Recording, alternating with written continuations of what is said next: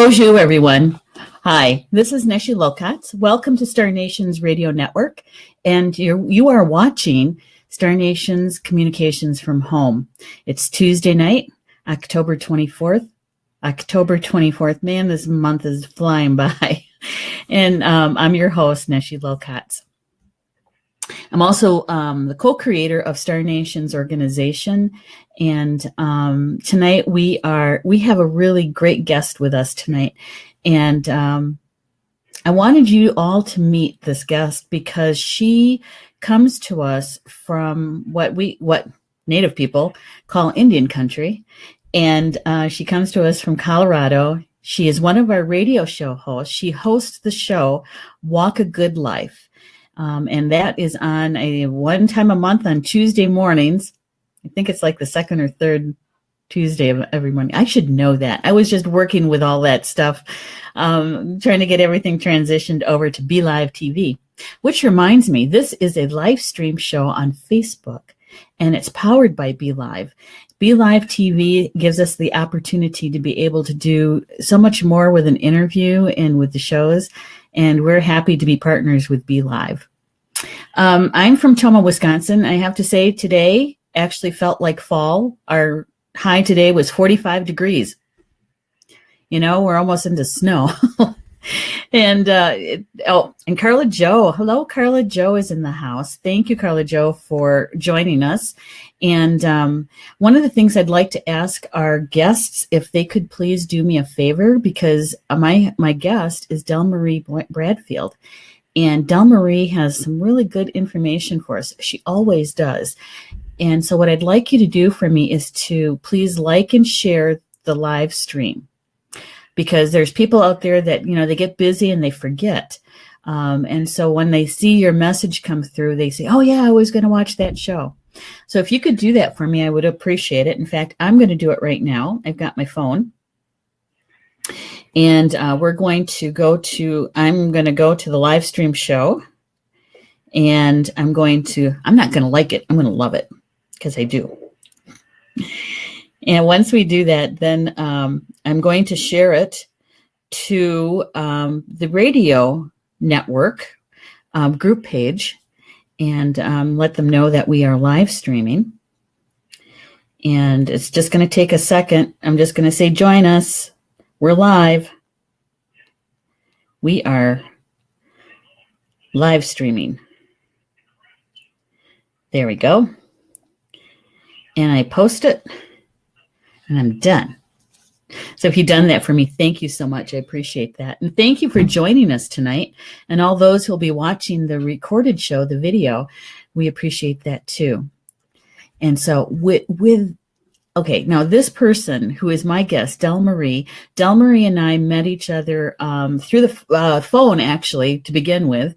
And then I was out in South Dakota last November, I think it was, or October. It was October.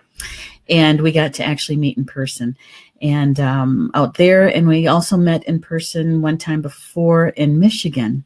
And so Dellmarie is one of those people who can bring to us information that comes from her wisdom comes from her life and the life that she lives. And so without further ado, we're going to bring Dellmarie on. Now, Dellmarie is with me by phone tonight because she's having some computer issues, and we're going to get those all straightened out. So one of these days, she's actually going to be with us live. But tonight, she's with us by phone. So Dellmarie, are you there? I am. And I have to stay, everybody. Good evening. Good evening, and thank you, and welcome to the show.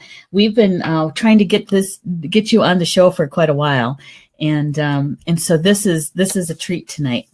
Because I know, and I want to thank you for taking the time for being with us and sharing about your radio show, which is Walk a Good Life. You know, and I'm not even going to pretend I can pronounce that in Lakota, because that's not one of my languages. So if you could tell us what that is in Lakota, we'd really would appreciate it. All right. As all of you know, I haphazardly try to get get my message across to everybody. But I chose a topic, which honi washde, money be, which means walk a good life. And I really was really happy to have people believe in me and to ask me to do this show and share a lot of what I learned, because my generation, from where I came from, has a lot of our traditional aspect of growing up. And so Wichoni Wash Day is basically something that I really try to do every day of my life, from the teachings of my elders and my parents and the way of life. And I am so fortunate to say that that even though there was days of the government not having us practice our rituals, apparently from the ghost dance that happened and everything, they pretty much put a stop to all of our ceremonies. But yet I was fortunate enough, because my grandparents kind of continued their way of life in secrecy, way out in the boonies of Skokpa, Allen, South Dakota. And so I pretty much, like I said, just like all of us, we get confused in regards to what life is all about. And even for me, there was a time in my life that I didn't really realize I was assimilated or acculturated to the dominant society, that, boy, I had to go ahead and live their way of life. And it's confusing when you're walking two worlds. Yes, it is. Later in life, I would probably say, I know what is right in my mind. And I stood with prayers, because that was one of the teachings that they say there's a higher power and Creator gives us. And sometimes I wonder if we're guinea pigs. But I looked at my life, like I said, and found my way back in regards to what it should be like, to find peace in your life, and to know that you can find that you have the gift of choice. I always say is to say you can make things happen in your own life. Right. And most of it is, through prayers and the belief in the higher power, because you look around you, there's a lot of miracles, and we don't appreciate that. That's so true. So true. So Dellmarie, where did you grow up? Because some people may not know that where you grew up. Oh, okay. I grew up on the Pine Ridge Indian Reservation in South Dakota, and I think I had talked about this, but I want to elaborate further somewhere down the road about my growing up in a boarding school. And at the age of 5, can you imagine a child being removed from the care of their parents and thrust into a foreign environment that you know nothing of? And that's what happened to me at the age of 5, going to boarding school, not being able to see my parents except for special occasions. Well, that's where I found my strength, because all I could remember was Itushika, what you stand with prayer all the time. Oh, yeah. And that pretty much got me through my time of being removed at a young age.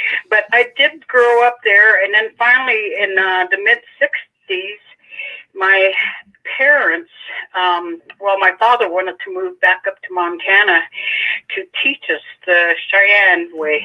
We're part Cheyenne. So we moved up there, and again, I went to a parochial school there, and that was not something that I was, I guess a lot of times I think about the church is supposed to be our saviors, but I didn't really feel that way. So that was the beginning. But in regards to why I believe in everything that I do right now and my career endeavors, I think is through prayers that I've always asked the Creator to put me where you need me. Yep. And my first time of ever really getting involved with children and families was, I was a police officer after after I graduated high school, moved back to South Dakota and everything, and very angry, of course. There's a time in your life you don't understand things, and so in my early 20s, I was pretty angry. Kind of lost my way of knowing what it was like to try and live in the dominant society. And the day after my father passed away, I think my mother slapped me in the face with her words. Say, if you don't like what's happening, do something about it. Oh. And so, we stayed with ceremonies, and so we went through ENEP as part of the healing ceremony, and I prayed there to say, lead me. I surrender to you. I want you to know that I surrender, and I will do as you ask.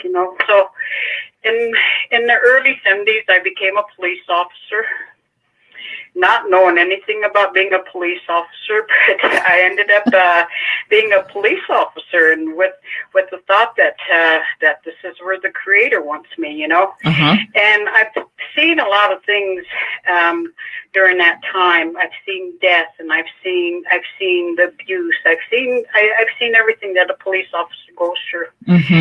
And so that was the beginning of my career endeavors, were working with families and high-risk youth. And somehow, I don't know what it is, but I sure had a thing with the young guys. It seemed like they respected me more and listened to me more. I was good with working with the men or the young boys. Yeah. But that is basically everything that I have done in my life. My careers was, I really truly believe it was because I asked for guidance. I asked Creator to say, where do you want me now?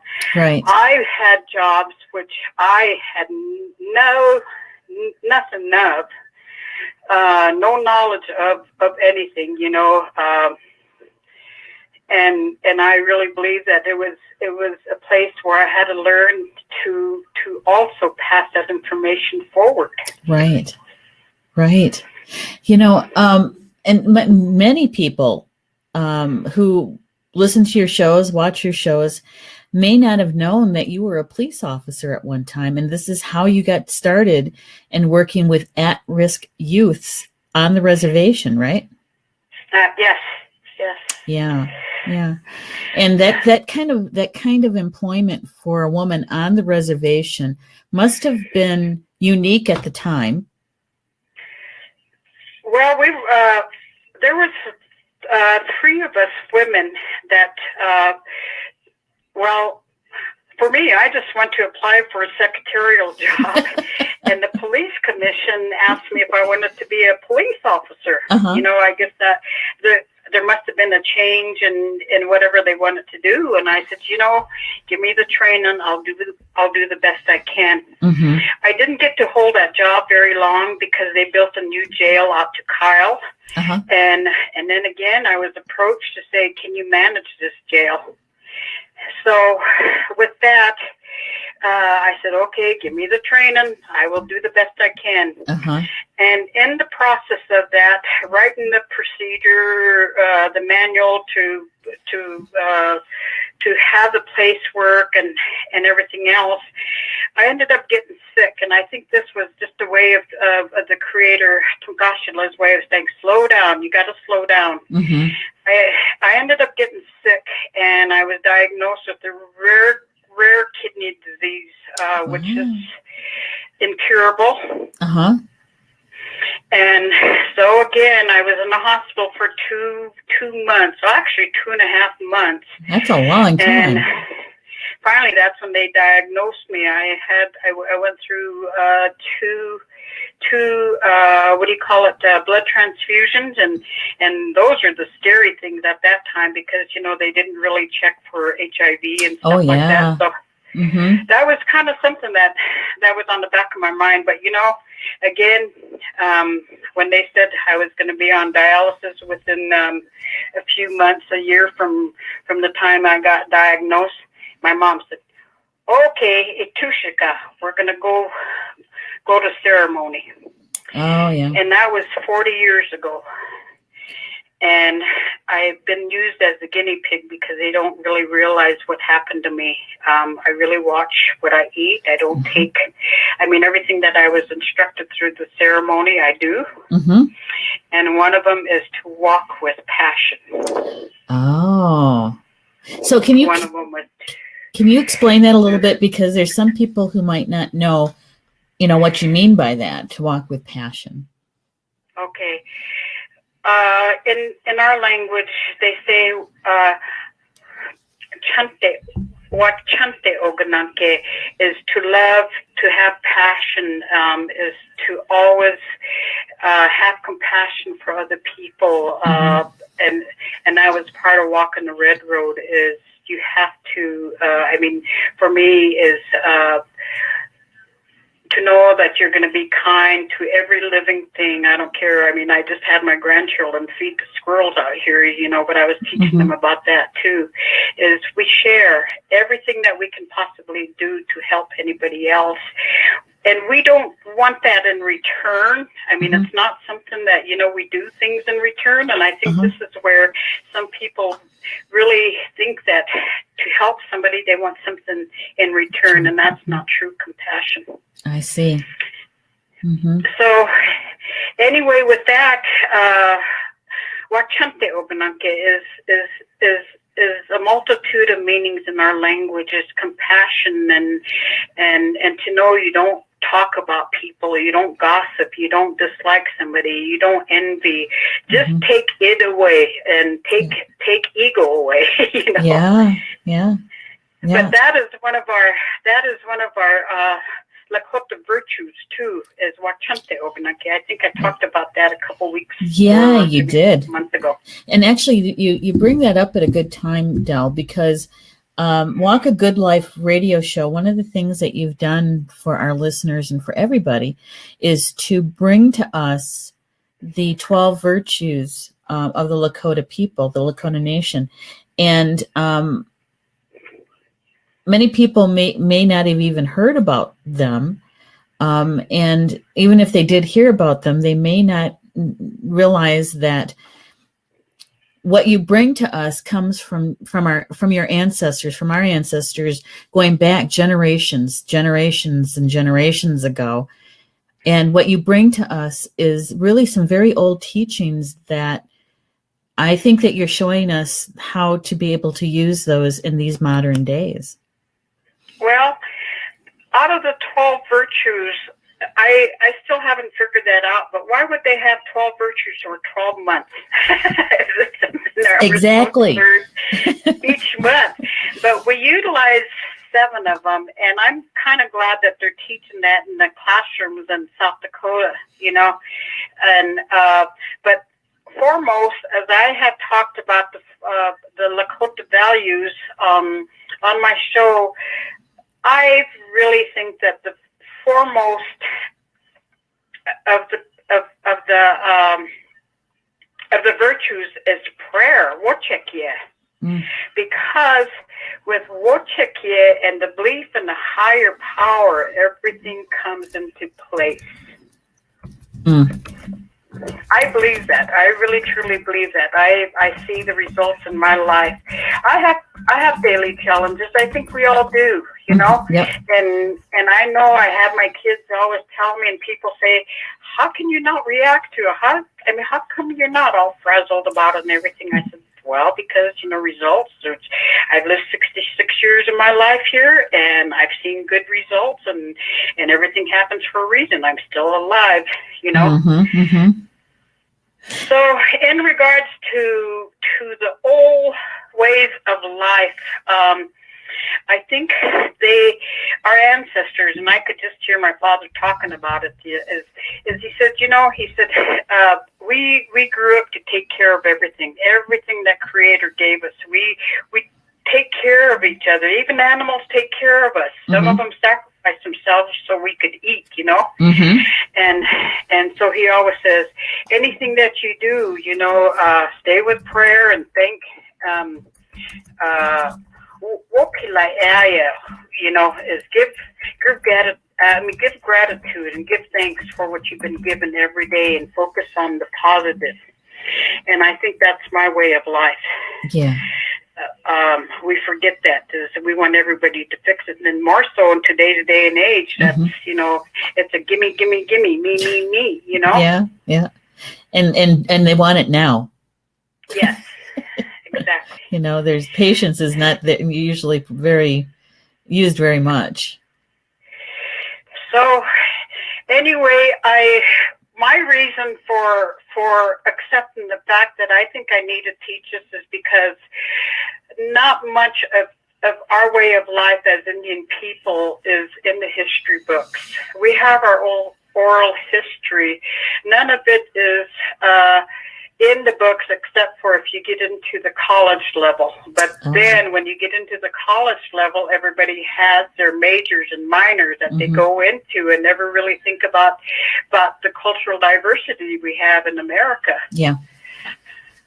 So with that, I think, okay, I think this is what my ancestors want me to do, is I have this information. Let me pass it on so people are aware of who we are as people. Mm-hmm. We are not only Indian in a box or Indian in a cupboard. Yeah, exactly. But there's over 566 tribes, and every one of us is different. Yep. We may have commonalities, but we're all different. Mm-hmm. So misconceptions out there that we're all rich and the struggles that we have, your tribe can take care of you, for that. No, a lot of misconceptions. We pay our taxes just like anybody else. Exactly. I hear you. And I think that it was really helpful, I think, is that when you share these virtues and the stories behind them and, what they meant to you as not as an adult woman, but also as a child, it helps us to be able to learn how to apply it to our current life. What right now doesn't matter the century. And even other Native people, because as you said, the acculturation cuts across all of us, and many Native people didn't have that available to them from their own elders or from their own family. A lot of places we have kids that, their parents were together and then they split. And they're usually with their mom, and maybe she's non-Native and their dad was, but now they don't know their relatives, they don't know their people because they grew up with their mom, And so to be able to have an elder, a Lakota elder, sharing about the virtues and how it can apply today, I think it's such a valuable way of being able to share that information. So I know I appreciate it, and I know a lot of your listeners appreciate it. Well, I think one of the things that we all forget as mankind here is it goes deeper than just who we are by the color of our skin and our beliefs. But if you look at the creation, we are all in it together. Plants, animals, fish, everything else. We're all energy, and we all need each other, and that's one thing people forget, and more so right now today. There's so much hate because of the color of skin, and even for the fact that I had to do my own healing when growing up in a racist state is just basically all the name calling and everything. And how do you stay strong is just to remember for the fact that we're all in it together. And if there was aliens that were going to come and attack us, you know what? We're going to stand together. Yeah. You give your blood to somebody that don't even know that it's coming from an Indian blood or black blood or whatever, Right. We forget about those things. And I think for most part, the biggest the biggest learning lesson for everybody is it could be as simple as taking care of your life through I always say, the medicine wheel concept. 4 things that you take care of to walk in balance, moderation, and also to know that the mental, physical, spiritual, and emotional aspect is what we take care of to keep everything in balance. We have obesity, and that's, this one of the things as I use as an example is how do we take care of our health? Is moderation again. Don't eat as much as you want to eat. I know food is good, but that is one thing is remember to walk a balanced life without stress and and everything else. Oh yeah, there's going to be challenges, but prayer again, and to know that you got to remember you have the choice. You have the choice. Make a good choice. So true. And Dell, I know that your radio show touches a lot of people, and there's also a lot of people who know that you also do beadwork. You have a pretty full life going on there, lady, in Colorado. Well, I guess when you retire, you do. Everybody else needs your time. You're freed up, so everybody needs your time. But I enjoy it. Yeah. Got to make the best of it. That's right. So you are. I call you a master beadwork artist because I've seen your work and it's beautiful. But I also know that you have family there and you like to spend time with your grandchildren and your children there. And I want people to know that you are a real person, that you have that you're with us, on the radio and in the magazine, because I also include your show, your recorded information in the magazine, so we can reach as many people as we possibly can. Well, my beadwork, again, is a gift. Is a gift that Creator has given me, and I think if everybody could find their potential of what they're capable of doing and their talents, they got to be grateful for that. I am so grateful right now that I could do my beadwork because it kind of helps me sustain my life. Being retired and being on fixed income. I don't get very much, so my beadwork pretty much kind of helps. Just like right now, having a toothache, I had my bills to pay, and I'm short, but yet everything happens with prayers. I get to go up to South Dakota and have all 4 teeth pulled. Lucky me, huh? Well, we'll be keeping you in our prayers, that's for sure. Oh, thank you. Yeah. Thank you. That is one of the things that I want to probably, and the time is probably coming up. Yes, please, people, I really highly recommend prayers and always to give thanks for every little thing that you may have. I don't care if it's having that clear water to drink. Many Wichoni is life. And the way our Indian people say, the greatest gift that you can give others is water and food, life sustenance. We were taught that. So whoever comes into our home or whatever, that's basically what we do and you would always see this, Neshi, with Indian people, the traditional people, is when you invite people into the home, you don't put them in the living room. No. You put them at the table. That's right. That's right. Just because you feed them, you give them water, coffee, or whatever. That's the greatest gift you can give. Yeah, that's right. Compassion. That's right. I have people sitting around my dining room table because it's right in the kitchen, right? And that's where we spend 99% of the time when people are here, so... Yeah. Well, Dell, I really do appreciate you taking time to be with us for this evening and sharing with us about your radio show and the importance of prayer, the importance of walking in balance the best we can. One of the things, Neshi, are you still there? Yep, I'm still here. Okay.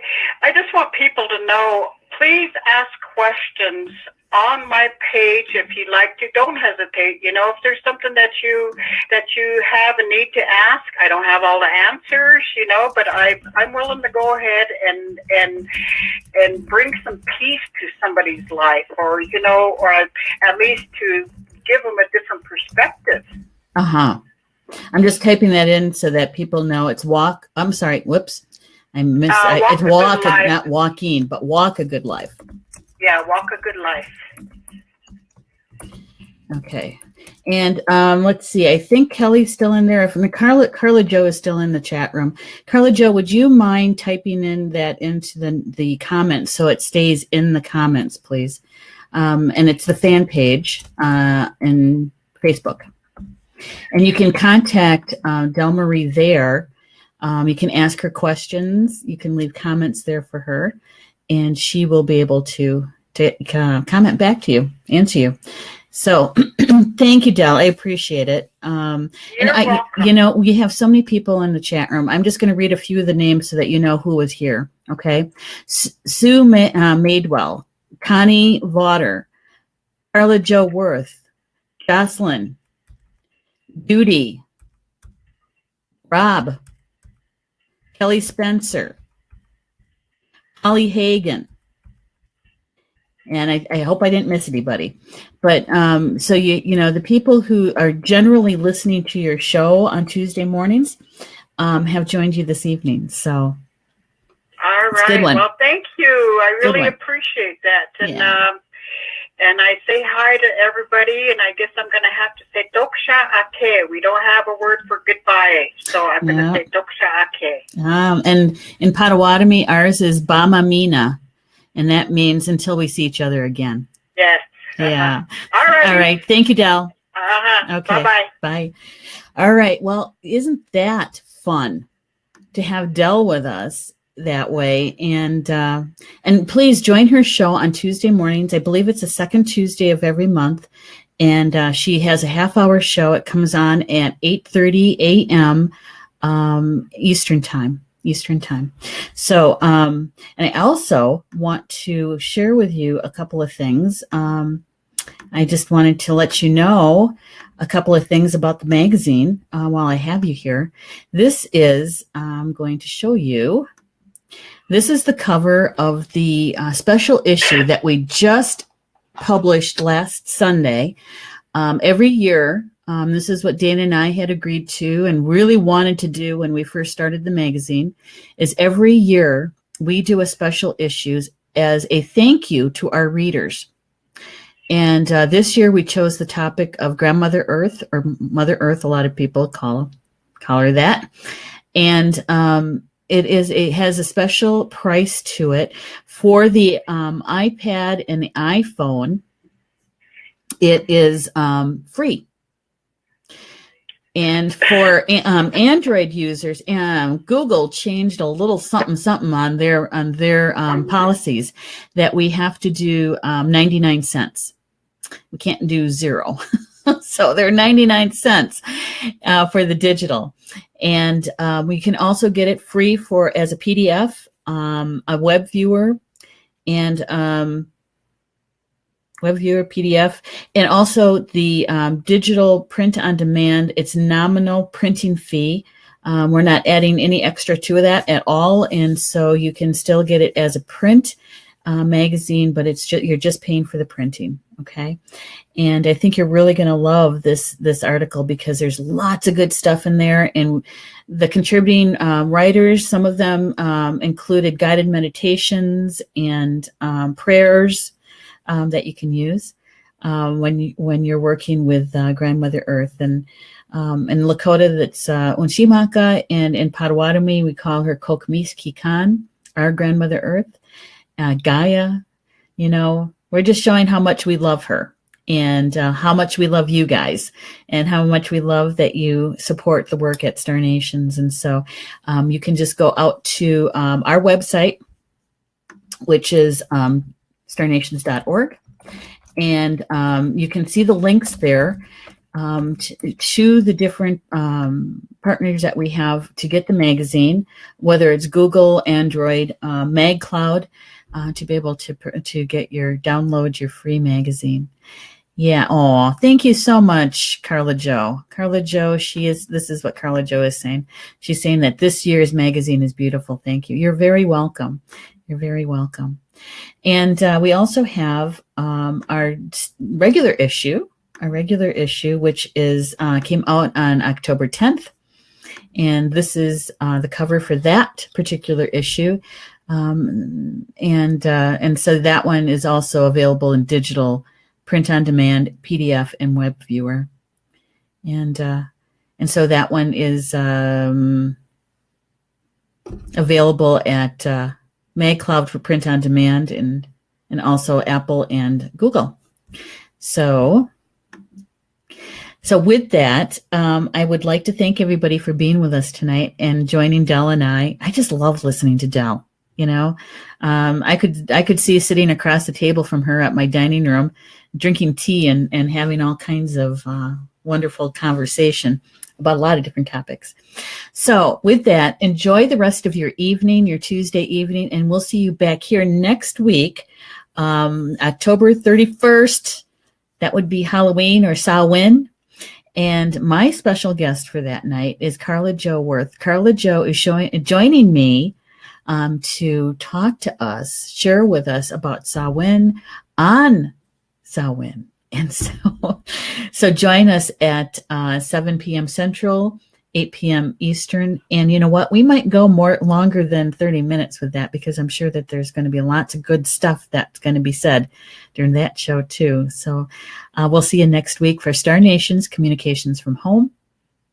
And enjoy the rest of your evening, and we'll see you next week. Bamamina. And now you know what that means in Potawatomi. Until we see each other again. Good night, everybody.